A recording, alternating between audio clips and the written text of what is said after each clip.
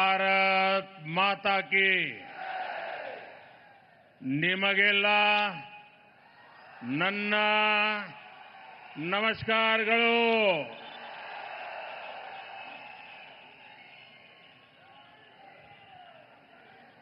मैं कर्नाटका में बहुत बार आया हूं और कभी-कभी समय अभाव से एयरपोर्ट पर ही इस प्रकार से छोटा कार्यक्रम करके आगे निकल जाता था।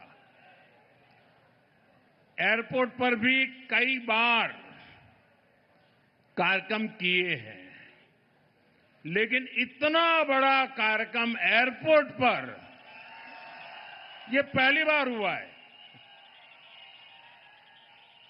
और मैं देख रहा हूं आज बेंगलुरु की धरती से केसरिया सूरज उगा है।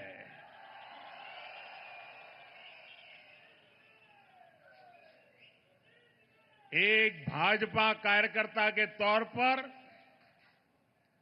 मैं जानता हूं कि भाजपा का कार्यकर्ता ही इतनी सुबह संगठित होकर किसी कार्यक्रम में पहुंच सकता है। आप यहां इतनी बड़ी संख्या में आए हैं, मैं आपका बहुत बहुत आभारी हूं। और मैं देख रहा हूं आप सबकी आंखों में नजर आ रहा है, जिसको भी सुनने का अवसर आता है तो ऐसा लग रहा है कि बंगाल की जीत भी आप ही की जीत है। साथियों, आज 10 मई की ऐतिहासिक तारीख है। 1857 में 1857 में आज के ही दिन स्वतंत्रता संग्राम की पहली चिंगारी फूटी थी। समय के साथ ये चिंगारी एक बड़ी ज्वाला में बदल गई, जिसने गुलामी की बेड़ियों को जलाकर भस्म कर दिया। शौर्य और सामर्थ्य की ये विरासत, ये हमारी बहुत बड़ी ताकत है। इसी प्रेरणा से हमने 3 दिन पहले ऑपरेशन सिंदूर की पहली वर्षगांठ मनाई है।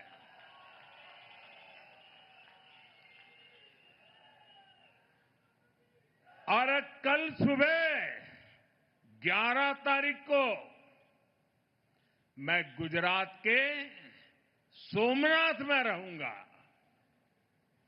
वहां सोमनाथ मंदिर के पुनर्निर्माण के 75 वर्षों का उत्सव मनाया जाएगा। आत्मनिर्भर भारत के लिए, विकसित भारत के लिए ऐसे ऐतिहासिक अवसर हमें नई ऊर्जा से भरते हैं। मैं आज आपके बीच बेंगलुरु की इस धरती से माता अन्नम्मा, उन्हें श्रद्धापूर्वक नमन करता हूं। मैं नाड़ प्रभु केम्पे गौड़ा जी को भी प्रणाम करता हूं। साथियों, आज मैं ऐसे समय में बेंगलुरु आया हूं जब देश में चुनाव परिणामों पर चर्चा चल रही है। पुडुचेरी में लगातार दूसरी बार एनडीए की सरकार बनना, असम में लगातार तीसरी बार एनडीए की सरकार बनना, बंगाल में पहली बार बीजेपी को इतना बड़ा आशीर्वाद मिलना और अभी 2 सप्ताह पहले गुजरात के पंचायत और निकाय चुनावों में इतना भारी विजय हुआ कि गुजरात बीजेपी ने पुराने सारे रिकॉर्ड तोड़ दिए। साथियों, ये सब नया इतिहास रचने वाली घटनाएं हैं। साथियों, ये चुनाव परिणाम भारत की राजनीतिक दशा दिशा के लिए महत्वपूर्ण है। ये भारत के नौजवानों, महिलाओं, किसानों, गरीबों और मिडिल क्लास हर वर्ग का मूड दर्शाता है। इन परिणामों का एक बहुत बड़ा मैसेज ये भी है कि अस्थिरता में घिरी इस दुनिया में भारत की जनता स्थिरता का मंत्र दे रही है। भारत की जनता कह रही है कि हमें स्पीड चाहिए, हमें स्कैम नहीं, सॉल्यूशंस चाहिए, हमें राष्ट्र नीति वाली राजनीति चाहिए। साथियों, आज पूरा का पूरा देश भाजपा की राष्ट्र नीति के साथ कदम से कदम मिलाकर चल रहा है और कर्नाटका तो हमेशा से ही बीजेपी के लिए ऊर्जा का केंद्र रहा है। जब बीजेपी उतनी बड़ी पार्टी नहीं थी, तब भी कर्नाटका ने बीजेपी को एक बड़ी शक्ति बनाया था। आज आंध्रा में एनडीए सरकार है। अगर लोकसभा सदस्यों के हिसाब से देखें तो कर्नाटका में बीजेपी नंबर 1 है। तेलंगाना में बीजेपी नंबर 2 है।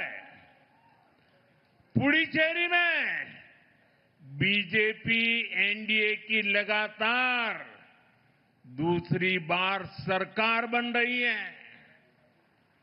आपको याद होगा, सिर्फ 10 साल पहले, यानी पिछले एक चुनाव के पहले, बंगाल में हमारे सिर्फ 3 एमएलए थे। यानी एक चुनाव के पहले, 10 साल पहले जो चुनाव हुआ था, सिर्फ 3 एमएलए। आज वहां 200 से भी अधिक विधायकों के साथ भारतीय जनता पार्टी की सरकार है। अभी केरलम में भी हम 1 से 3 एमएलए तक पहुंच गए हैं और जब 3 पहुंच जाते हैं ना, तो वो दिन दूर नहीं जब केरलम में भी बीजेपी एनडीए की संख्या 3 से बढ़कर बहुमत के आंकड़े को पार कर जाएगी।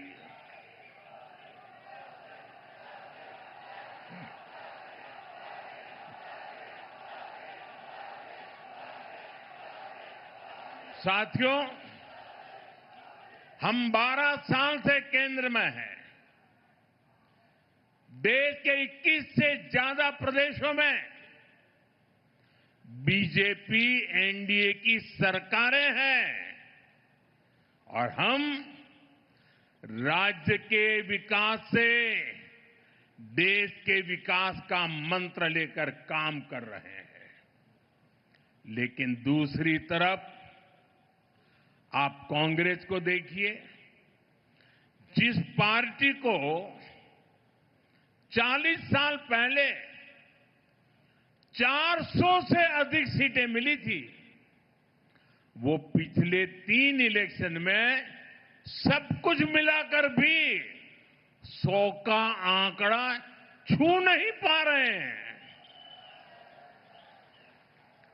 लेकिन कांग्रेस और उसके साथियों का अहंकार इतना अधिक है कि अपनी पराजय के लिए भी वो पूरी दुनिया को दोष दे रहे हैं। संविधान, लोकतंत्र, संवैधानिक प्रक्रियाएं, कोर्ट, इनके प्रति भी घृणा मेरे सार्वजनिक जीवन में मैंने कभी भी किसी भी मेन स्ट्रीम पॉलिटिकल पार्टी को ऐसा करते हुए नहीं देखा था। वो इतनी निराशा की गर्त में डूबे हुए हैं कि गाली गलौज के सिवाय, भद्दी भाषा का प्रयोग करने के सिवाय अब उनके पास कोई एजेंडा नहीं बचा है। साथियों, बीजेपी की सरकारों के लिए लोक कल्याण सर्वोपरि है और ये शब्द नहीं है, हमने जी करके दिखाया है। तभी तो 25 करोड़ लोग गरीबी से बाहर निकले हैं। हमारा मंत्र सबका साथ, सबका विकास का है। हमारा मॉडल गुड गवर्नेंस का है। इसलिए हर राज्य में जनता बीजेपी को दूसरी बार, तीसरी बार फिर से सेवा करने का अवसर देती है। लेकिन कांग्रेस की कोई भी राज्य सरकार दूसरी बार सत्ता में वापस नहीं लौटी है। सरकार बनने के कुछ ही महीनों में कांग्रेस के प्रति एंटी इनकम्बेंसी शुरू हो जाती है। ऐसा इसलिए है क्योंकि कांग्रेस को सिर्फ विश्वासघात करना आता है। ये खुद भी झूठे हैं और उनकी गारंटियां भी झूठी है। कांग्रेस की सत्ता की किताब में गवर्नेंस का चैप्टर तो है ही नहीं है। यहां कर्नाटका में भी पिछले 3 साल से हम यही देख रहे हैं।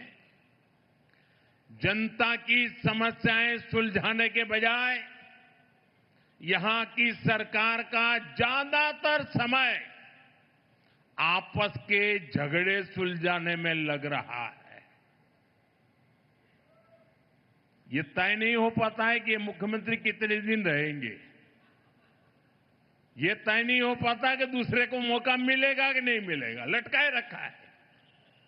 इतना ही नहीं, ये मैं देख रहा हूं इनकी इकोसिस्टम, तमिलनाडु में प्रक्रिया चल रही थी और इनकी इकोसिस्टम दिल्ली में बैठे बैठे देश को गुमराह करते थे कि देखो 4 तारीख को नतीजे आ गए, 5 हो गई, 6 हो गई, 7 हो गई, 8 हो गई, तमिलनाडु में सरकार नहीं बन रही है। अरे भाई, केरल में तो पूर्ण बहुमत है, वहां तो बना लो। ये इकोसिस्टम केरल के लिए चुप है, नेता नहीं तर्क पा रहे। 2.5 साल की फॉर्मूला करे कि एक एक साल के 5 मुख्यमंत्री की फॉर्मूला करे, अभी तक उनको नतीजा हाथ नहीं लग रहा है। और अपने पार्टी के नेताओं को भी वादे करना और फिर पीठ में छुरा भोंकना। छत्तीसगढ़ में वही किया, राजस्थान में वही किया, कर्नाटका में अभी भी वो खेल चल रहा है, अब केरला की बारी है। साथियों, हिमाचल में तो कांग्रेस सरकार के हालत सुनकर के आप हैरान हो जाओगे। ये इनकी इकोसिस्टम है, मीडिया वाले बाहर बात आने नहीं देते।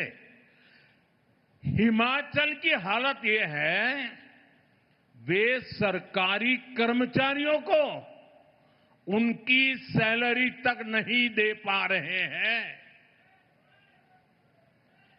इधर तेलंगाना में क्या हाल है? किसानों को आत्महत्या के लिए मजबूर होना पड़ रहा है। यानी कांग्रेस जहां पर भी है, वहां या तो शाही दरबार की खातिरदारी में खजाने की लूट हो रही है या लूटे हुए पैसों के लिए झगड़ा हो रहा है।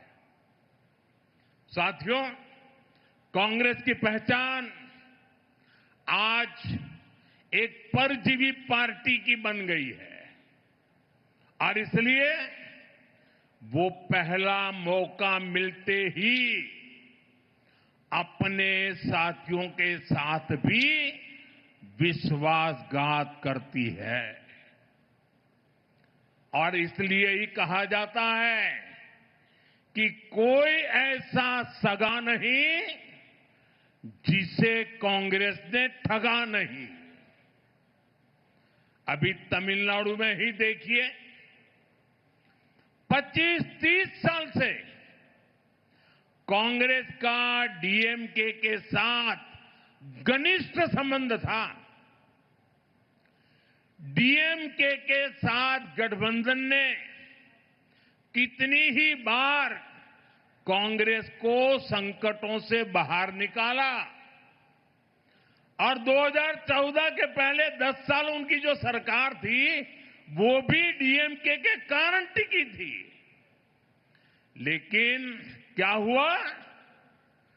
जिस डीएमके के साथ 25-30 साल का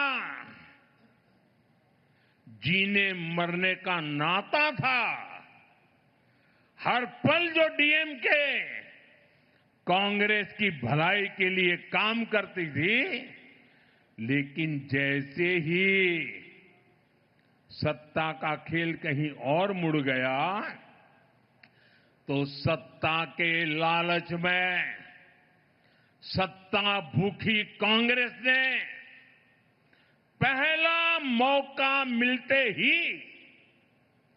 डीएमके की पीठ में छुरा भोंक दिया। परजीवी कांग्रेस को अब एक और पार्टी चाहिए जिसकी पीठ पर सवार होकर वो प्रासंगिक बनी रह सके। साथियों, कांग्रेस ने एक और विश्वासघात देश की बहनों बेटियों के साथ किया है। दशकों से कांग्रेस देश की महिलाओं की आंखों में धूल झोंकती रही है। कांग्रेस महिला आरक्षण का वादा करती थी और फिर अपने ही सहयोगी दलों से इसका विरोध करवाती थी। बड़ा खेल चला करता था। बीजेपी ने इस खेल को खत्म किया, महिलाओं के लिए 33% आरक्षण का कानून बनाया। लेकिन साथियों, कांग्रेस देश की सबसे बड़ी नारी विरोधी पार्टी है।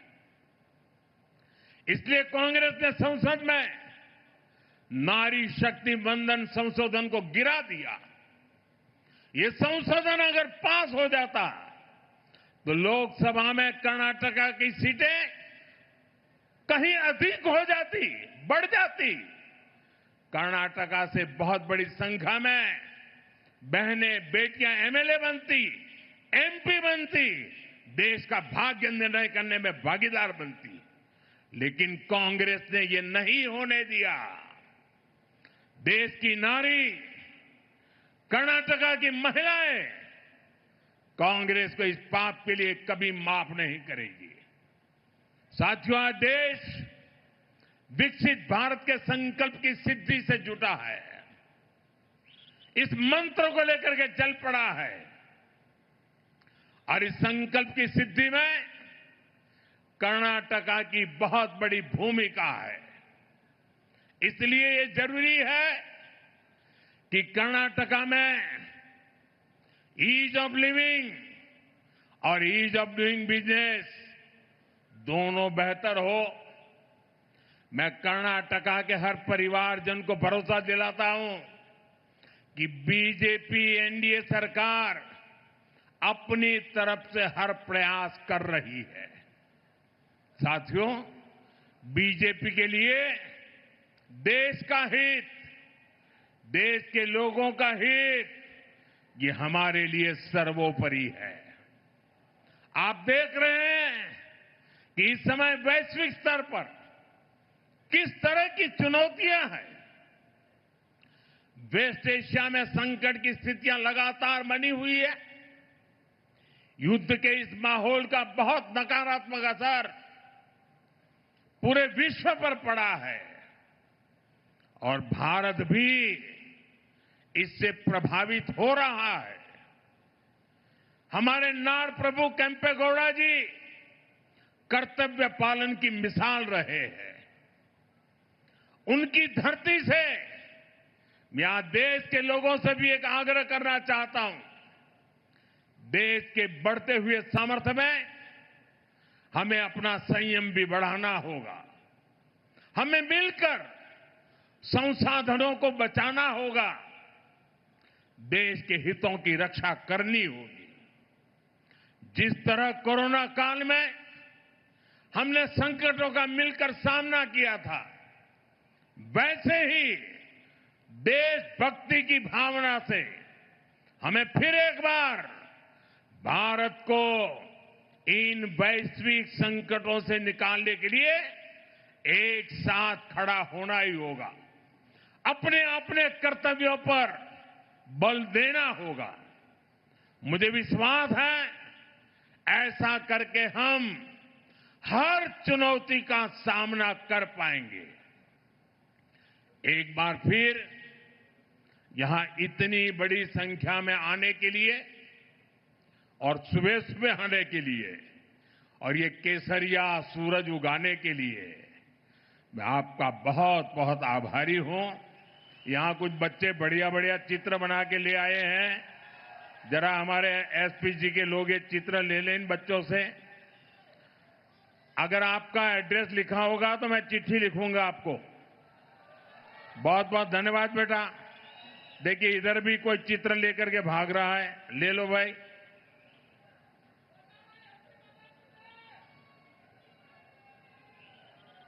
भारत माता की, भारत माता की, भारत माता की।